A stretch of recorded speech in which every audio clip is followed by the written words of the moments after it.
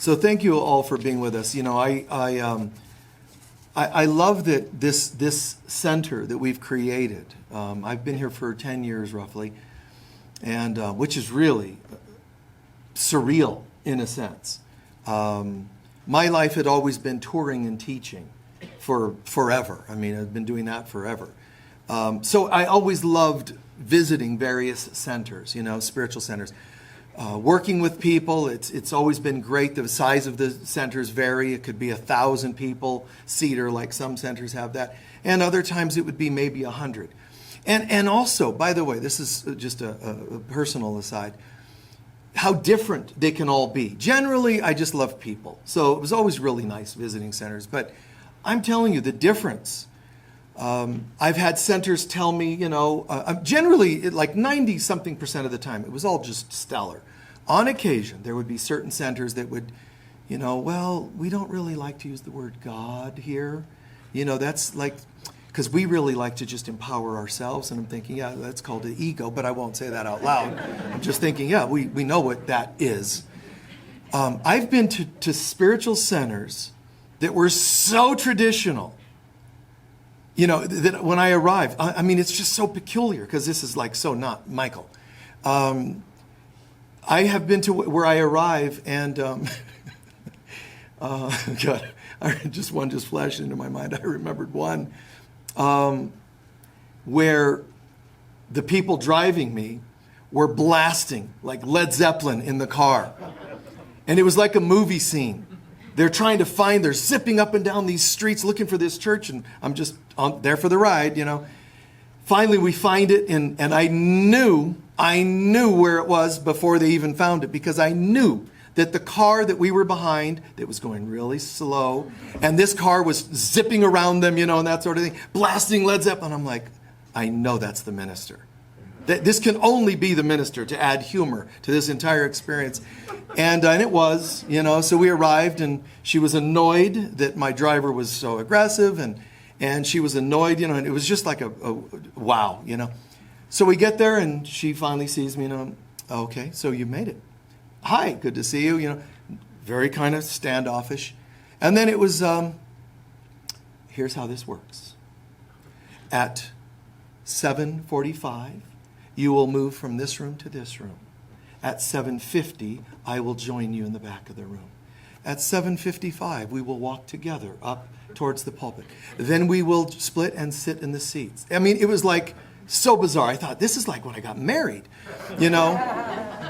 So there's that experience. And then there was a center where I swear, and I don't even know these things are going to happen. I just arrived to speak. And we had to stand and do Pledge of Allegiance. And this was really a trip, you know. I mean, this was in a southern state, I understand, you know, so it's a little more traditional, but that still was very, very different, very unique. Pledge of Allegiance and flags moving to one, you know, I thought, wow, this is just, so it's been surreal, you know, all the places I've gone. I remember in Australia where I went and arrived and then, you know, and this was so like British in a sense, because it's got that culture behind it, that I went into this room. They had a manservant changing my shirt. You know, and I'm like, you what? You know, like, you know, and okay, sir, you know, and he stands there holding my hanger, and I'm like, oh, thanks. And he just sort of was uncomfortable, and I thought, this is odd. You know, it's like a date, like a first date kind of, you know, this was so peculiar, you know, like awkwardness, you know. And I'm trying to read the body language, and yeah. And he unbuttons it, and he's standing there waiting for it, and I'm thinking, isn't this where you leave the room? But no. And then, you know, he like checks my hair, and, you know, I mean, it was just peculiar. So all kinds of different experiences. But part of my point was, wherever I've gone, I've always explained that my primary teaching, theme, purpose is, let's get back to connecting with God. On earth, there's a lot of chit-chat and a lot of ritual and ceremony and pomp and circumstance, all kinds of things that we do. And people have forgotten just to God, the Alpha and Omega. Start and end your day with God. And even though that might seem obvious, look carefully at the world and it has faded. Okay, it has faded a lot. And the second thing that I say is, besides the direct connection with God, is connect with God, but let that make a difference in your life. So let that nurture the God presence, which is the Christ within. And then bring that Christ to others, right? So today I want to specifically, I think, elaborate a little bit more on that. Just what is the Christ mind? There's this statement in the Bible, wearing the mind of Christ. So what does that mean? Remember, putting on the mind of Christ means the consciousness of Christ. Now, Christ doesn't mean Christianity's version of Jesus Christ. It's more of the God essence within us all. We have to, get to this place of, it's not like a suggestion, it's who we really are. So when we get to this wearing the mind of Christ, in a sense, it's like imagining a crown establishes royalty. Except the crown is not a thing, it's a consciousness, and it establishes my divine royalty. My being any of us. And this is the destiny for every soul. It's not like some of us. Every soul's getting to that place. The good news is humanity is sort of moving in that direction, even though it doesn't seem like it at times. But humanity is moving in that direction. And the ego is fighting far more diligently to keep that from happening. So even though it looks like there's a lot of darkness in the world in various forms, that's just the rebellion. That's just the resistance to something that's happening. So the nice thing is this is inevitable. This is happening. And it's everybody's destiny. And inside of us, even the most ego-riddled person wants to remember who they are. That's why they take their stuff out on everybody else, because they're in pain. That's why A Course in Miracles is saying everything's love or a cry for love.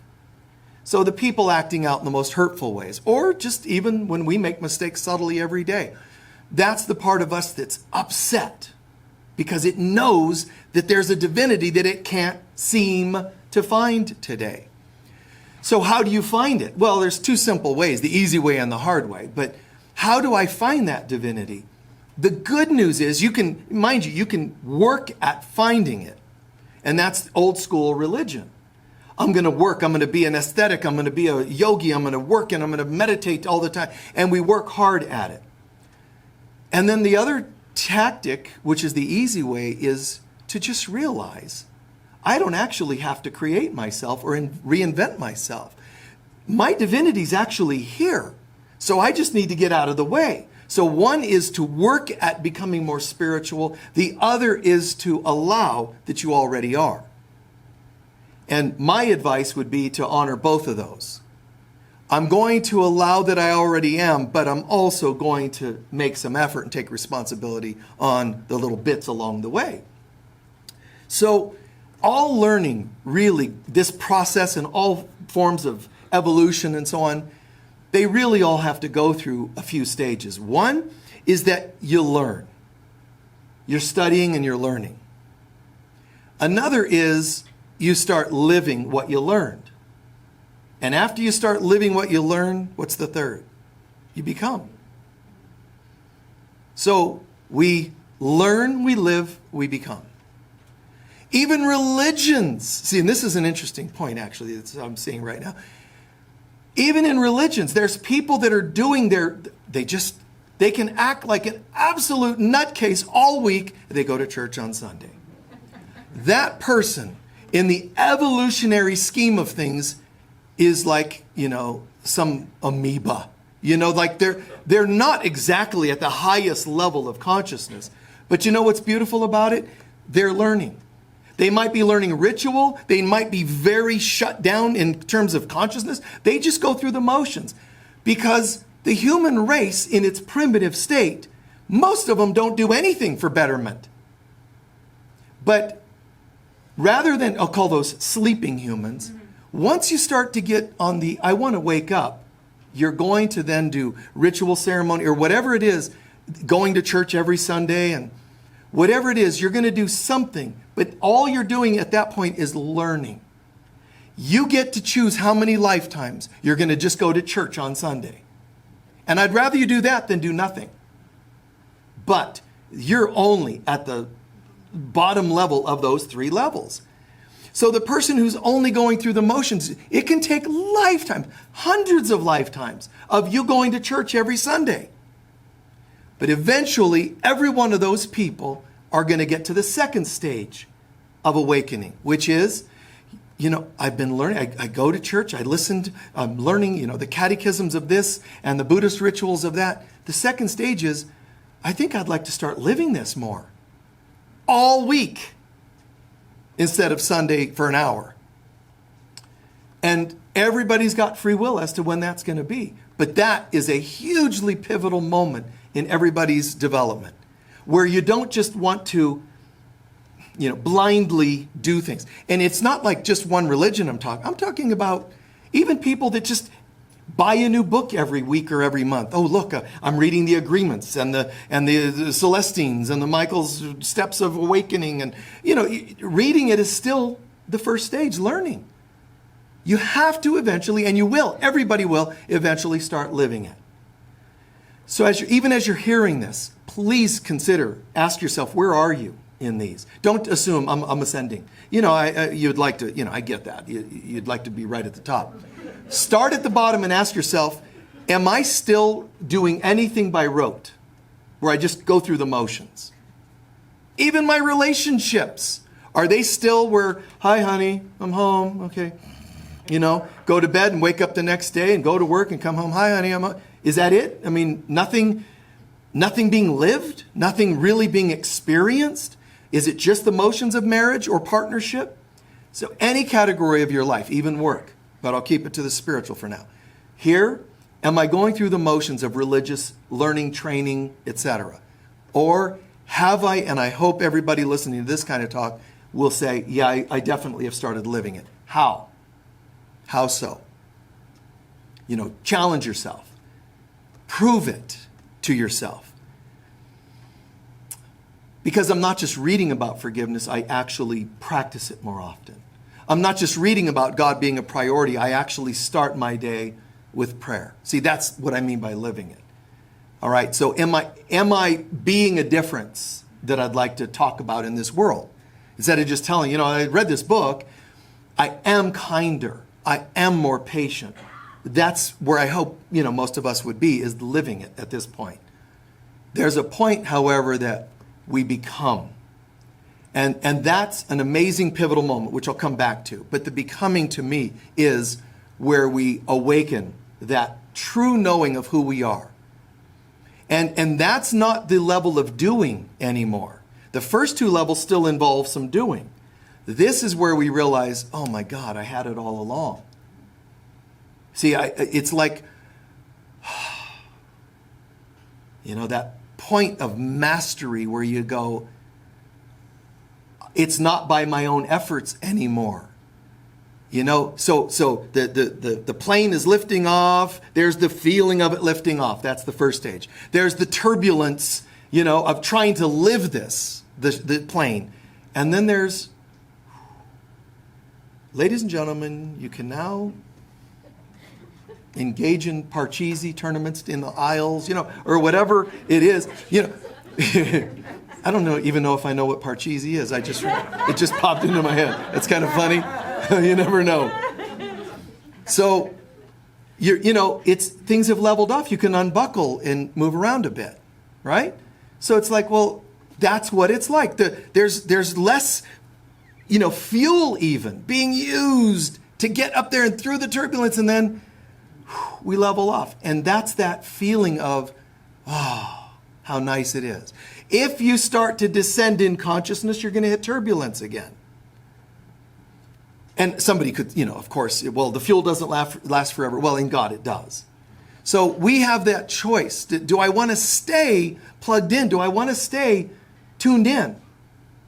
Now, people can, free will, people can say, well, I'm giving up on this, or I went through a heartache and it kind of turned me off to God for a while, or, whatever it is. You're going to have moments like that. But if you start to realize something's going a little off, I would just recommend catching yourself and bouncing back as soon as possible. Ladies and gentlemen, we're hitting some turbulence, so we're going to ascend a little higher to get above the turbulence. You've heard them say that. Or we're going to navigate to the left, to the right, whatever, to get clear of that. It's the same as us. Same as a bird adjusting itself in flight. So, to me, this is a beautiful thing, but it's in its highest description, it's not just I'm on the spiritual path. I'm studying and I'm going to go and try to do a drum circle today. I'm going to do all of that, remember, is much better than sleeping humans who do nothing for their awakening. One of the things you notice when you're on the path versus not is how often you talk about everybody else having power over you.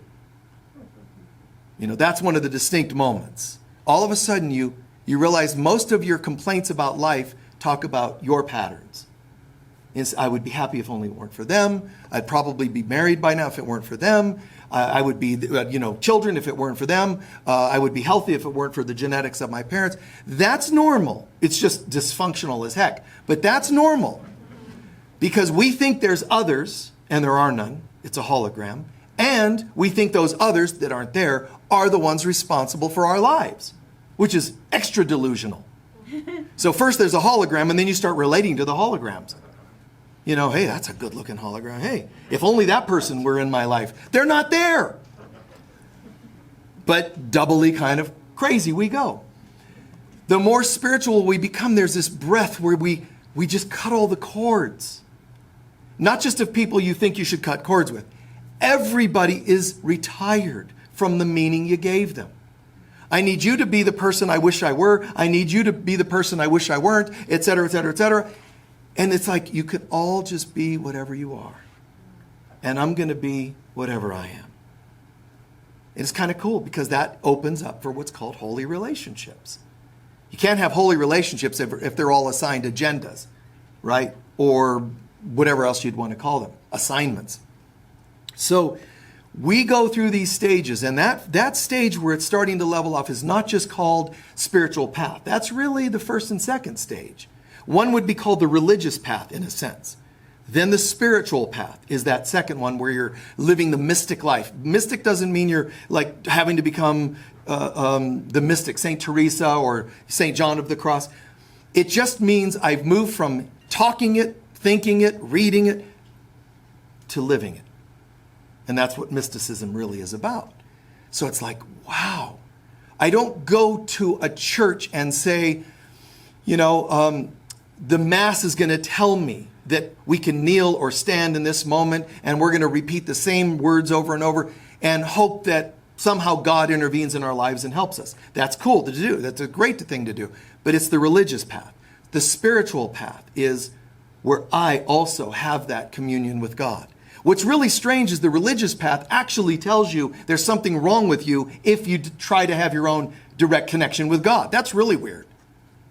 No, that's, and they'll tell you. If you say to a lot of these first level religion people, if you say to their ministers, their rabbis, or whatever they are, oh my God, I had this vision and God, they actually start thinking it's of the devil. Those are the words they often use. Oh, that. It has to be the devil. Really? Why?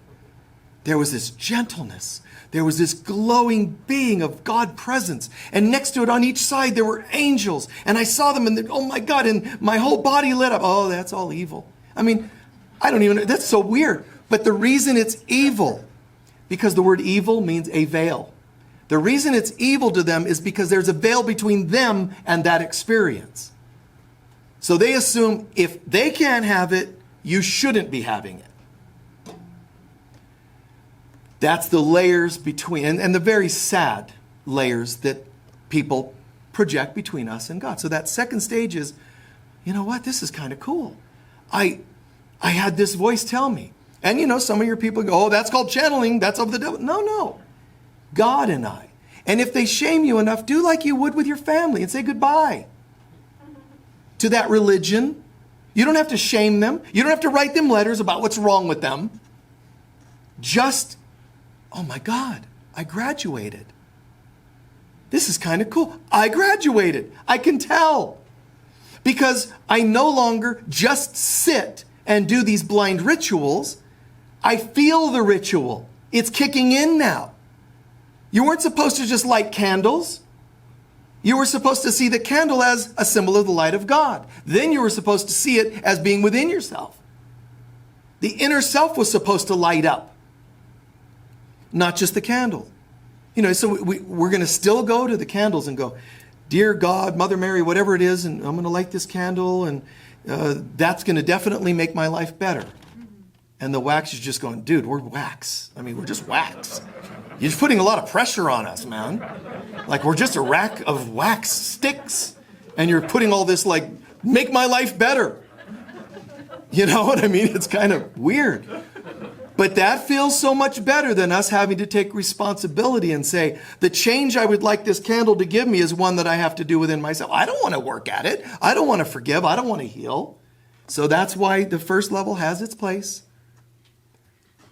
If I were, being a little blunt about it, I would say it's a place of irresponsibility.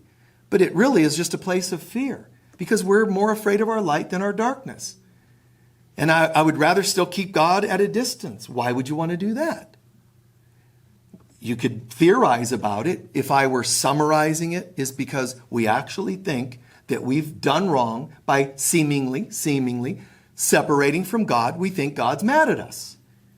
We projected our own stuff onto God and said, oh man. I mean, when I even forgot to vacuum, my dad got mad. Can you imagine if I destroyed the universe, what God's going to do? So we project this whole, we're in trouble kind of thing.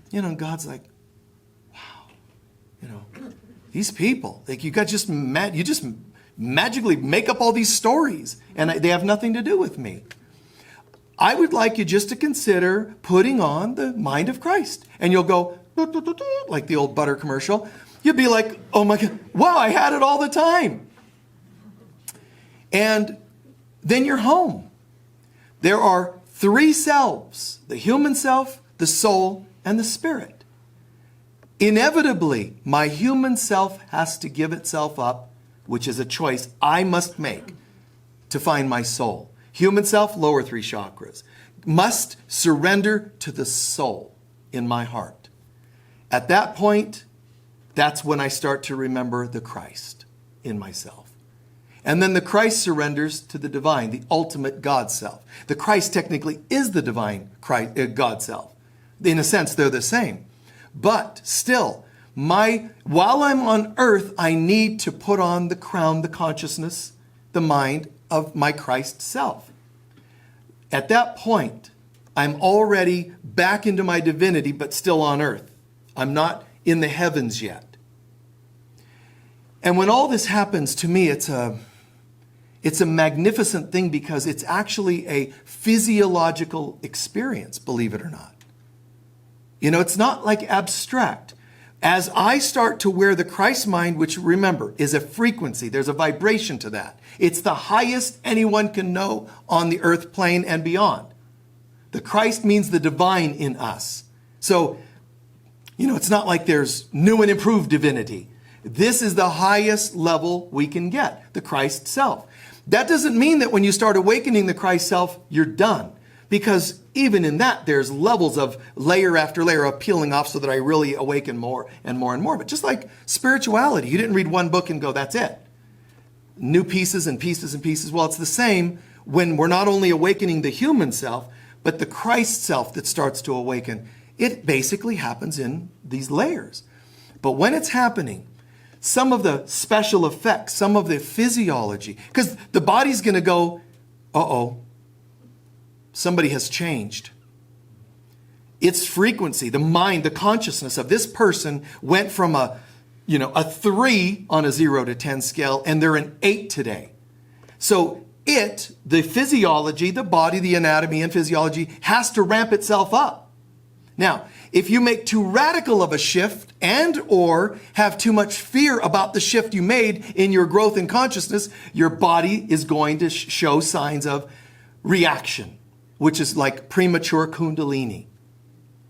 So instead of like commitment that's gradual, awakening the Christ, everything's fine, and then poof, here comes Kundalini, and it all just kind of, wow. Instead of that, It's more like, I really want to commit to spirituality. Oh, that's great. That's good news. So the switch goes on. And then but I'm afraid. And then I've also done a lot of drugs that have screwed up my energy systems. And I haven't done enough healing yet. So I'm trying to awaken spiritually, but without having done personal healing work. I probably should have seen some counselors, about half a dozen things or so. And so on and so. So then all of a sudden, this vibration that's trying to rise is incompatible with the vibration of the body. Then the vibration of the body starts awakening Kundalini. And now you have, people getting twitches and a surge of fire through their system. And they're like, doctor, I'm having Kundalini signs. And they're like, whatever that is, Kundalini, right. You must live in Sedona. So it's kind of unknown. It's awkward. People don't know how to deal with it. Your doctor's going to say, no, just take these pills, which are going to try to numb your nervous system. And it's just going to cause worse problems later. I'm not saying don't take the things for your nerves, but it's just an example. So there's a lot of what we call Kundalini casualties. But the casualty is coming from an incompatibility between the body and the soul. Slow it down. No, but my friend said the sooner you pump that Kundalini up, the better. Because then my aura pictures will be purple. No, man, no. You need some red meat. Oh, I'm not vibrationally compatible to red meat, man. It messes with it. You need grounding. You need grounding. You need space boots. You need grounding. You need to work your legs, I don't really exercise. I just chant and om. That's why your crown is blowing off. And entities are like, oh, look, cable. And they want to move in. They just want to move in and wow, this looks like a great place. They're just open to everything. They got antenna to other dimensions. And then you're like, seemingly like a good, responsible human. And the next thing you know, you're just channeling God knows what. We are Xerox from planet Altar. You don't know what to do with it. And you'll come to see somebody like me and we'll work on that. But I'm telling you ahead of time. Do it right so that you don't have to come to me for those kinds of things or to anybody else. And a lot of healers don't even know. Even healers, vibrational and all that, a lot of times, let's do this breath work. No, when you have this kind of symptomology that's uncomfortable, I'm talking about, don't be going and doing more breath work. Don't be going and doing fire breath exercises. You need,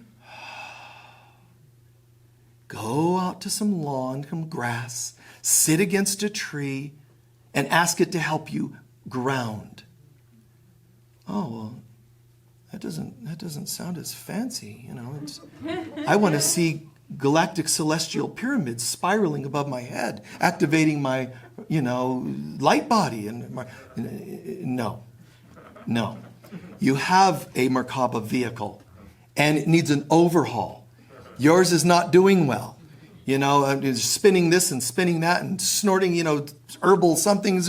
There's all kinds of things people will sell you to help you get enlightened. Well, if you're that enlightened, why would you need anything? Just you and God. God is just the memory of who you really are. So even God isn't offering you something. God isn't selling you something. You could say, well, how's God different from a codependence of a pill or a meditation technique? Because God is who you are. It's just that we have amnesia. So the remedy is remembering. And the best technique, medicine for remembering, is forgiveness. So we can get very much caught up in all the doings. And we realize, as I forgive, there's this thing that happens. It's surreal, but the weight gets lifted off of my shoulders, my being. There's a weight lifted off. And it's not just forgiveness like a traditional sense. This feels like there's a physiology to it. There's an energy to it. There's an emotion to it. It's not just like you sit and go, fine, I want to forgive somebody. There's, oh my God, like a weight has been lifted. You know what the weight is? The burden of your issues, yes. But you know what it also is when you feel that like a lightness? You actually raise the vibration of your body through forgiveness. You're actually lighter. in terms of measurable density. That's just brilliant. So there's a physiology. And I am going to tell you a little, some of you might know these things, but I'm going to share a little bit about the physiology just briefly. But I don't want you to go, oh, I want what he's having. I don't want you to do that. I'm just telling you because this is kind of something that happens. Don't make it your goal. Love and forgiveness is your way home. I'm only telling you what happens as you're on your way. So don't make the special effects the goal. Just see it as, okay, now I kind of know if and when something like that happens to me or to somebody I know what it is and I can explain it better. So take it as a teaching, not as a goal that you need to try to pump your Kundalini to make happen.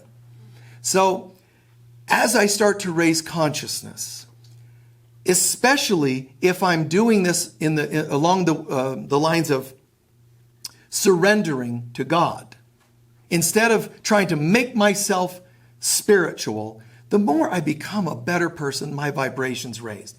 The more organically I'm becoming a better person, the more my vibration is more suitably, organically, and at a great pace, perfect pace, will join me. I don't need to pump my Kundalini up.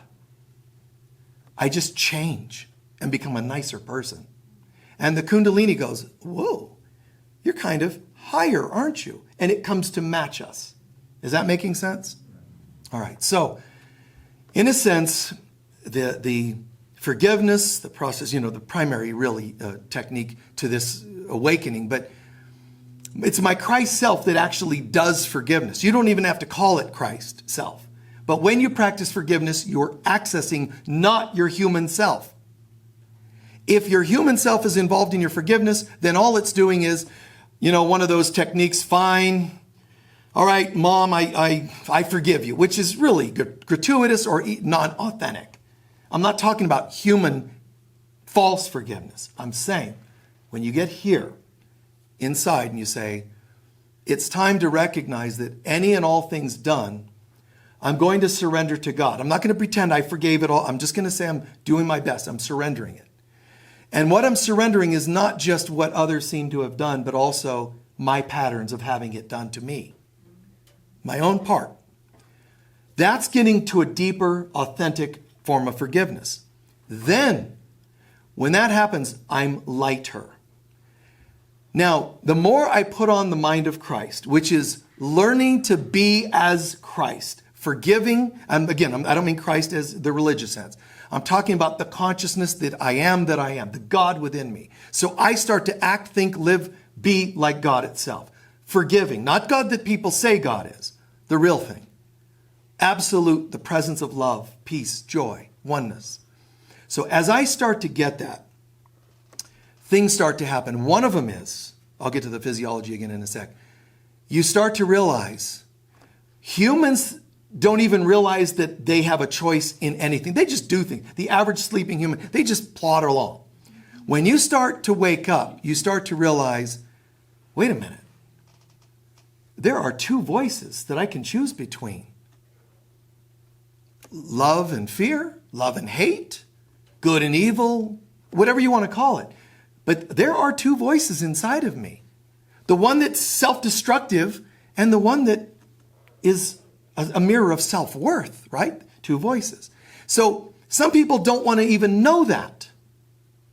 They don't want to think and tune in and go, I have a choice between these voices. They just do things flippantly or compulsively.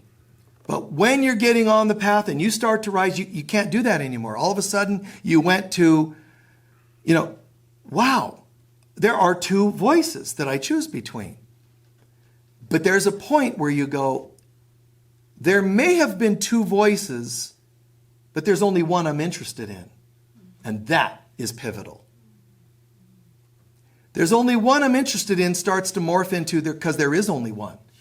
In the entire universe, there's actually only one voice, and it's the voice of love, God. So whether you're I don't know of any voices, I just do compulsively, that's really stuck in the humanness. Or if you say, no, I definitely am aware there's two voices, that's an important part of your awakening. To recognize two voices Even though I told you there's only one. That's not the point. Don't go there yet. Deal with the second one. Two voices, and learn to choose between them.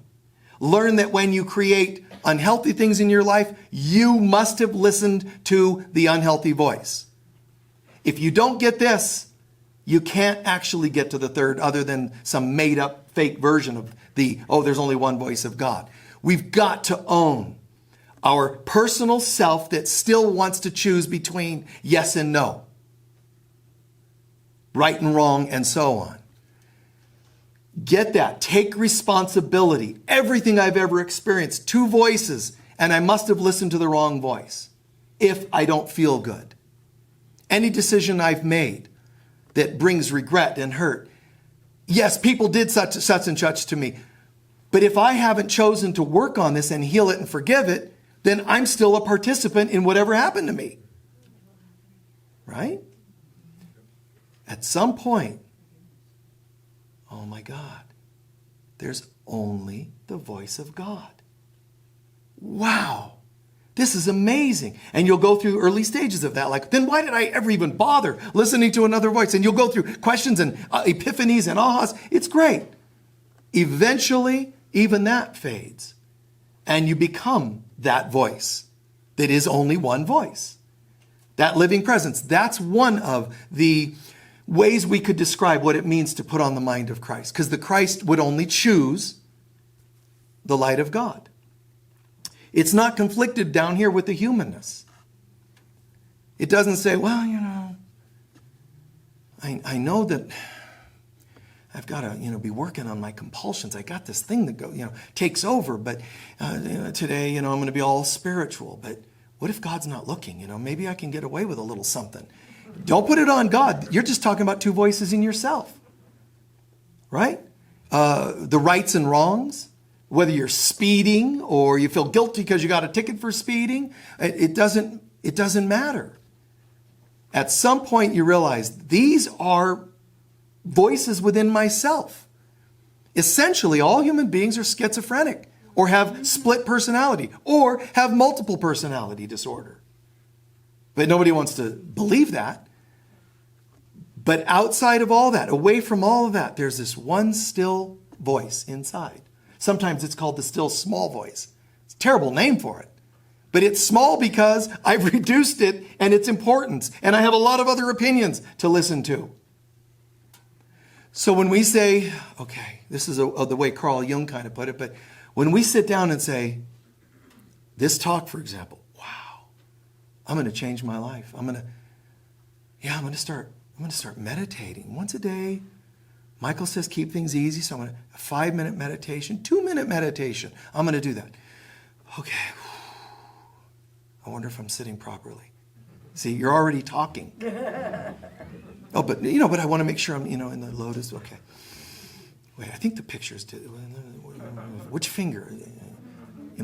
What do I do here?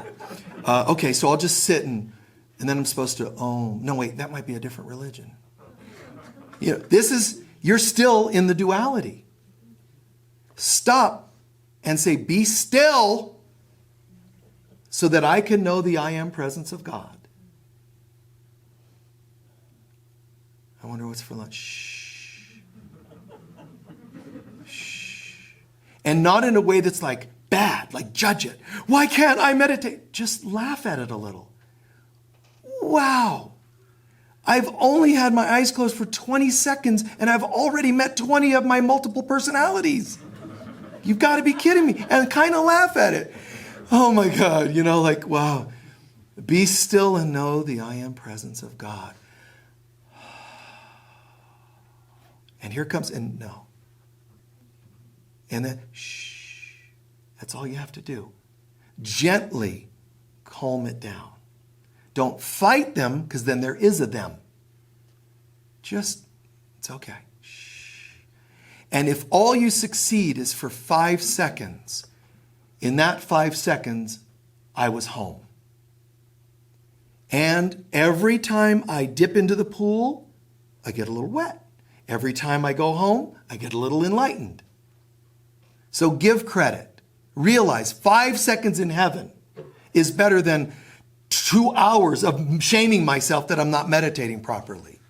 Just, find the successes, because that's more God than the, imperfect perfectionist inside of us that tries to get it right. So as we start to do this, as we start to realize, and it's not the ritual, the duty, it's the be still, all of that is valuable. Forgiveness is way up higher in terms of its effectiveness. You can keep working the forgiveness, which is important, rather the still the mind, and all of that is beautiful and essential. One act of forgiveness would be like tons of the other things brought to manifestation. Forgiving, I'm forgiving myself for correcting my little brain. See, even that, forgiveness. Forgive, just gentle. And by forgive, again, not the dutiful that you've been trained and heard about. It's the retiring people from roles. Retiring that voice inside that says, you're not going to be able to meditate. I see you. And there's only one voice I'm interested in. Yeah, but wait. Do you have anything constructive to say? I didn't think so. Be gone. Constructive meaning loving. Because it'll say, I have all kinds of constructive things to say. And it really loving? Well, they're not necessarily loving, but you need to hear them. Get behind me, Satan. There's only one voice, the love. And if you want to do the other, then you just say, okay, I'm going to just give me 5 minutes apiece, then I'm going to go crazy again and just have all. You can do that if you want. But the more we find this, the less often we're interested in this outer stuff. So physiologically, what starts to happen is as my consciousness raises, it's really interesting because if you imagine putting on this crown of glory, as some call it, this crown of Christ awareness, consciousness, it can take over and allow the physiological process to catch up. If you take it off and say, I'm meditating and I'm doing this and I have this new technique and I have this, and it's still me. And there's still doing involved. You haven't gotten to that Christ yet, the humility that says, this will take care of it. Boom. And it all starts happening. So go the easy way or the hard way, the doing, whichever way you go.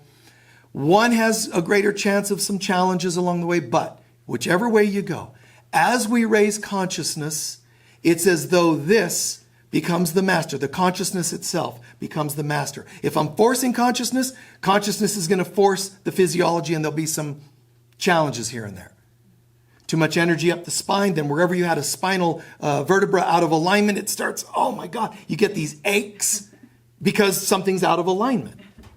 See, if I'm doing that, there's only one voice I'm interested in, and I'm listening to that, and I'm getting in the vibe of that voice, that consciousness, it's going to say, go to a chiropractor today. Believe it or not. Practical things like that.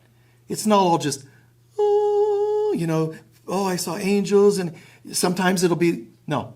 We don't want the energy to go any higher, honey, because we love you, and we want you to not be in pain. So go to a chiropractic, wow. And you start hearing, maybe I should do some yoga to kind of keep muscles and joints open, because you're making this a clear channel for this to happen. The physiology. The cranial fluid starts to hear the master up here playing the flute. And the serpent starts rising, like you see in India, They're playing, and the serpent comes out of the basket. It's the same. That's what that metaphor was about. So that serpent's rising inside, but let the master, the Christ and God, play the music. And it's calling us to higher levels of consciousness. And then the cranial fluid that, like the Kundalini, mostly will reside here with only little bits enough to keep us alive, rises. Now it starts celebrating the presence of God. The cranial fluid, imagine the little cells in the fluid telling each other, have you heard the good news? God is here. Can you listen? Oh, I want to go to that party. And they all say, wow. And the cranial fluid starts rising. Kundalini, hey, where are you guys going? Hey, did you hear? Listen. Oh my God. Kundalini's like, I'm going with you. Well, let's date. Now the fluids and the Kundalini are like, coming all up, the spine, and it reaches the top and it sprays not just a little, it sprays the whole cranium and the falx centurium, this web in the skull, the cranium, it starts going, everybody's communicating. Now I don't have a left brain and a right, I have a whole brain. And it's not all one time, it happens all just one, and you're done. Different people, different amounts at different times. But all of a sudden, now in the meantime, as this cranium, cranial fluid's coming up and the Kundalini's rising, something happens in the head. There's certain bones.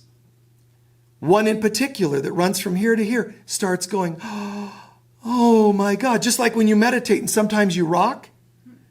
It's an outer manifestation of this inner rocking. So this bone starts floating and opening up. Imperceptible really to the human brain trying to see it. But it's a wave. And when it starts moving, it starts going, hey, to the pineal and pituitary. Guess what? God is here. And, pituitary and pineal, we're here. We're 10 hut. So the pituitary and pineal, the third eye, the crown, in harmony, they start opening up. Do you see what I'm saying? There's this celebration. And the 12 pairs of cranial nerves, they just go, God's will be done. Instead of, this person, God, all they do is screw their body, and they did this nerve and that nerve and the vagus nerve. And, the nerves are just trying to survive. And all of a sudden, they go, there's a party, and we're going to surrender to the vibration of that party. And that party is, this being has gone to a new level. Not so much third dimensional, but third and fourth, they're now becoming fifth dimensional. There's this whole brain. Once the cranial nerves are all serving that consciousness of God, they tell the entire body, which is what their main job would be. They're telling the whole body, hey, be still and know the I am presence that we now know. So you don't have to fix every cell. You go to God. Seek first the kingdom. And the rest of the world, the rest of the body is going to catch up. The cells will be told. This is all even in Revelation. The 144,000 physiologically represents the cells of our body, of the 12 major systems of the body. So my cells of my bones, cells of my muscles, cells of my lymphatic system, cells of my nerves, they all start to become enlightened. But in this sense, I don't mean they each go, oh man, I found God. I'm saying each of them becomes in light. They're all now bathing in light. They're not bathing in acidity, which destroys cells. They're not bathing in old memories and hurts. They're going, wow, what's happening? And again, there's something, a quickening. And that's what it means to put on the mind of Christ. And it's less of me doing, although I participate and I try to cleanse and get my spine kind of straightened up, get muscles opened up. Yes, all of that. Eating whatever feels proper for you. Plenty of water, because that creates that, nice electrical system where the electrical system in my body can communicate with all the cells because there's enough water to carry everything around, So, and as well as purging out what I don't need. So my whole system starts to honor my divine self. And to look at what I've just shared. One voice. The more I learn to listen to the one voice of God, the more this starts to happen. When this starts to happen, I don't have systems and cells in my body that are conflicting. Hey, this person doesn't take in enough water, so we're going to take it over here. And the other gland organ's going, wait a minute. We need some too. Conflicted.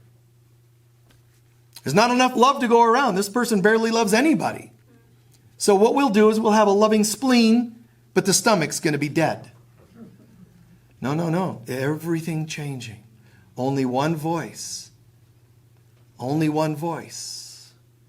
And that's called alkalized, a system, more peaceful and alkalized cells instead of acidic. Just the idea of having acidity, hyperacidity in the body, it's like, hey, that sounds really cool. I could just picture it. My cells bathing in acid. That really sounds delicious. It really isn't. Especially since acid is hurt and hate. Hurt old wounds and hate my reaction to those wounds. I want love. I just want the voice of love. Other voices rise when you're meditating, move. Other voices rise through the day, move. You don't deny them, you don't hate them.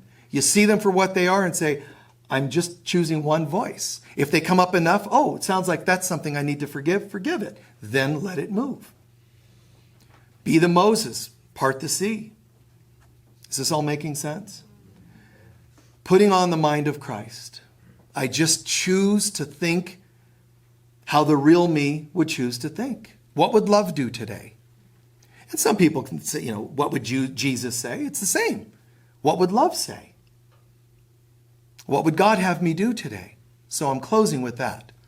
This is a surrender to God's will, God's voice, God's mind. See? I stop, well, what if, no, wait a minute. What, for me, right now, resonates most with the love of God? And try and follow that as your compass. Okay? That great saying that Joseph Campbell coined, follow your bliss. It doesn't just mean your opinion of bliss. Truly imagine what bliss is and then set your course for that feeling. Not the thing, the feeling. Love is my compass.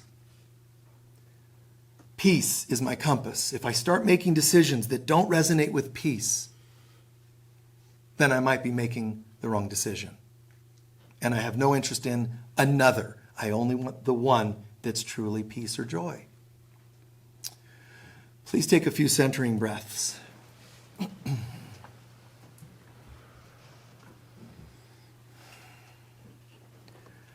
Just relaxing and setting aside all stuff of the world, of the head, the mind, the thinker.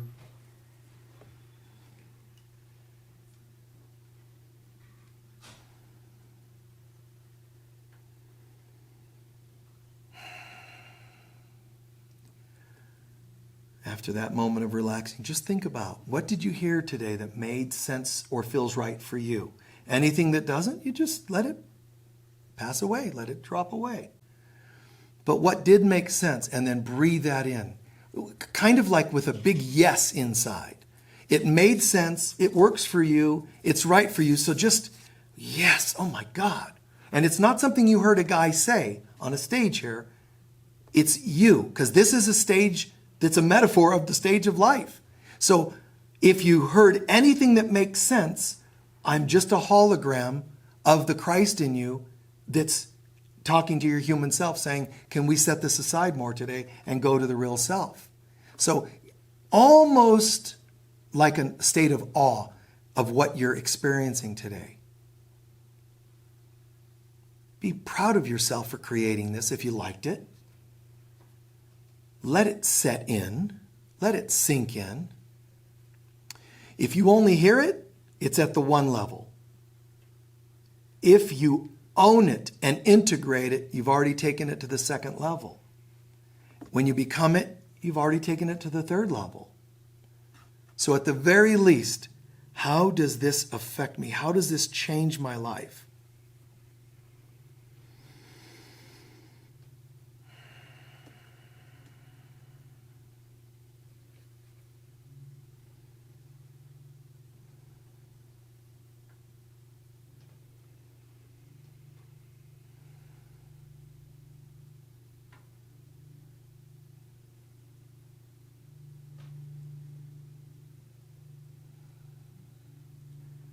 And if you can imagine, what if you accept this as truth? There is a crown of glory. There's a crown that represents my divinity. For a moment, I'm going to imagine putting that crown on. I can remove it any time. It's still my choice, decision. And I just lower that onto my head. For a minute, let's imagine what that means. If it's the absolute Christ consciousness and you wear it just for a minute, imagine what would change in your life. How would you be different? Physically, emotionally, the choices you make, the peace you feel, whatever, in your own way. Give that a moment.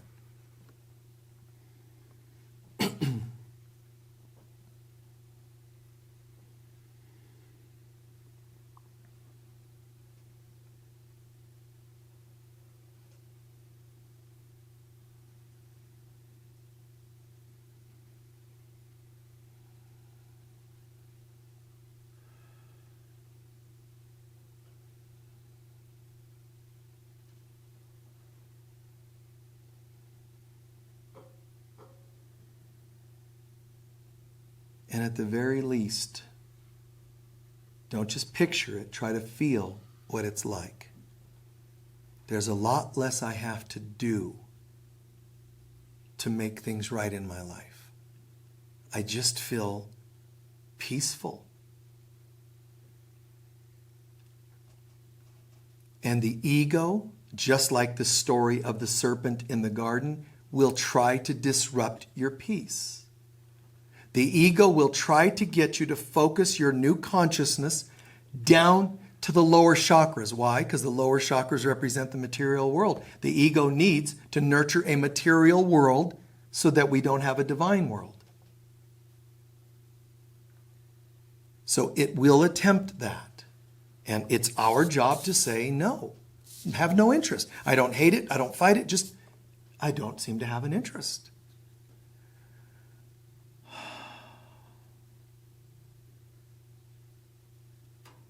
Whatever there will be of a material world, it'll be one that reflects my divine self. And that's called heaven on earth.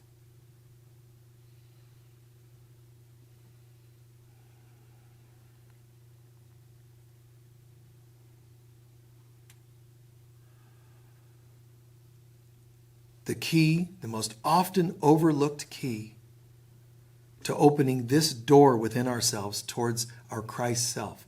We still think, even if we're spiritual, we still think this is about bringing ourselves through a process back home. Bringing ourselves, like our own doing.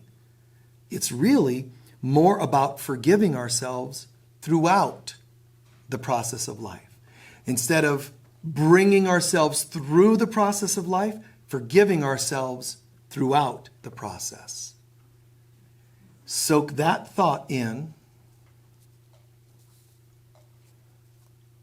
Allow it to bring kind of a,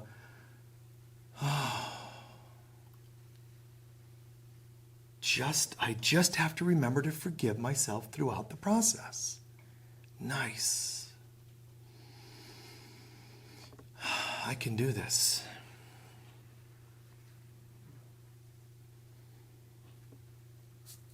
And then when you're ready, slowly stretch out a little bit.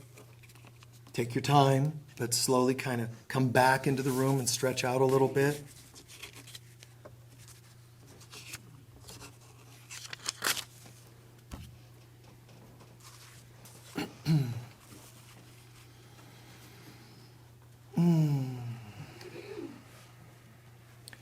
You know the saying, thoughts are things.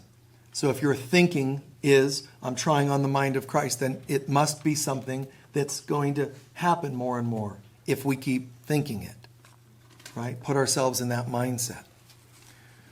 So thank you very much. How are you guys feeling? Good. Good. And it's 11:11. So breathing in the presence, gratitude. Feels so good.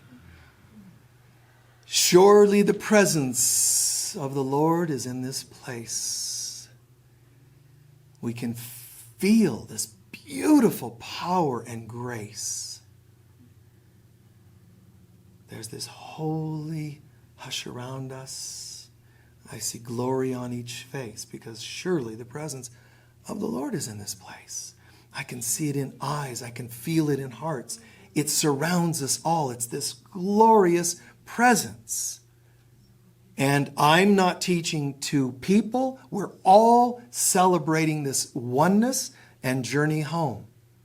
We're grateful that we're remembering what was once the dismembered parts are now becoming the whole body of Christ that we are. The light of God surrounds us. We are the light of God. The love of God enfolds us. We are the love of God. The power of God protects us. We are the power of God. And the presence of God watches over us. We are the presence of God. Wherever we go, God is. I am. We are. And so it is. And a beautiful wave of blessing to all the people we're holding in our minds right now. Just snapshot of anybody that comes to mind. Not good, not bad, not friend or foe. Anybody that comes to mind, we're two or more in the consciousness of Christ, wishing upon them, willing upon them, blessing them with healing, peace, or whatever their soul seems to be looking for. And so it is. God bless you all. Thank you for your time all around the world and here.